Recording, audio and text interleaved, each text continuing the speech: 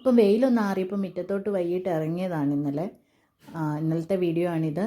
അപ്പം വൈകിട്ടാകുമ്പോൾ വെയിലും കുറവുണ്ട്. പക്ഷേ വെയിലിൻ്റെ ചൂട് കാരണം നമ്മുടെ ചെടികൾക്കൊക്കെ എത്ര വെള്ളം ഒഴിച്ചാലും ഇപ്പം ഇത് തികയത്തില്ല. അന്നേരം പിന്നെ ഞാൻ ഓർത്തു, ഇപ്പോൾ ഇഷ്ടംപോലെ കരിയിലയും വഴക്കച്ചയൊക്കെ ഉള്ള സമയമാണ്, എല്ലാത്തിനും ഒന്ന് പൊതയിട്ട് കൊടുക്കാം, അതാണ് ഏറ്റവും നല്ലതാണ്.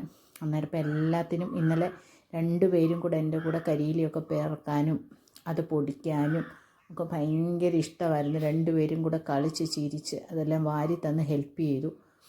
ഇപ്പം നല്ല വെയിലുള്ളത് കൊണ്ട് അത് കൈകൊണ്ടൊന്ന് ഞെരടി കൊടുക്കുകയാണെങ്കിൽ പെട്ടെന്ന് തന്നെ അത് പൊടിഞ്ഞ് കിട്ടും. അപ്പോൾ അത് നമുക്ക് നല്ലൊരു കമ്പോസ്റ്റുമാണ്. നമ്മുടെ ചെടികൾക്കൊക്കെ പെട്ടെന്ന് തന്നെ അത് വളമായിട്ട് മാറുകയും ചെയ്യും. അപ്പോൾ എല്ലാത്തിൻ്റെയും ചെടിയുടെ ചുവടൊക്കെ ഒന്ന് ഇളക്കി കൊടുത്തു. പിന്നെ പുല്ലും ചപ്പും ഒക്കെ ഉള്ളതൊന്ന് പറിച്ചു കൊടുത്തു. എന്നിട്ട് മൂടൊന്നും ഇളകി പോകാതെ വേണം ഇളക്കി കൊടുക്കാനായിട്ട്.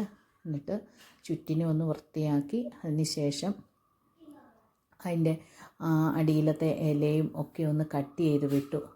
എന്നാന്ന് വെച്ചാൽ പെട്ടെന്ന് താഴെ നിൽക്കുന്ന ഇലയിൽ കൂടെ ബാക്ടീരിയ കയറും. പിന്നെ കുറച്ച് പോട്ടി മിക്സും കൂടി ഇട്ട് കൊടുത്തു.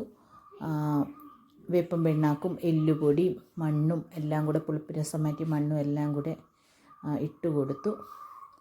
എന്നിട്ട് പിന്നെ കുറച്ച് വാഴക്കച്ച ഉണ്ടായിരുന്നു, അതെല്ലാം ഇട്ട് കൊടുത്തു. അപ്പം നല്ല തണുപ്പ് കിട്ടും. പിന്നെ അതിനെ ചോട്ടിൽ നിന്നൊക്കെ ഒന്ന് കെട്ടിക്കൊടുത്തു. വളരുന്നതനുസരിച്ച് മണ്ടയ്ക്കോട്ട് കെട്ടിക്കൊടുക്കണം. അതിപ്പോൾ ചെറുതായിട്ടൊന്ന് താങ്ങിന് വേണ്ടിയിട്ട് താഴെ നിന്നൊന്ന് കെട്ടിക്കൊടുത്തു.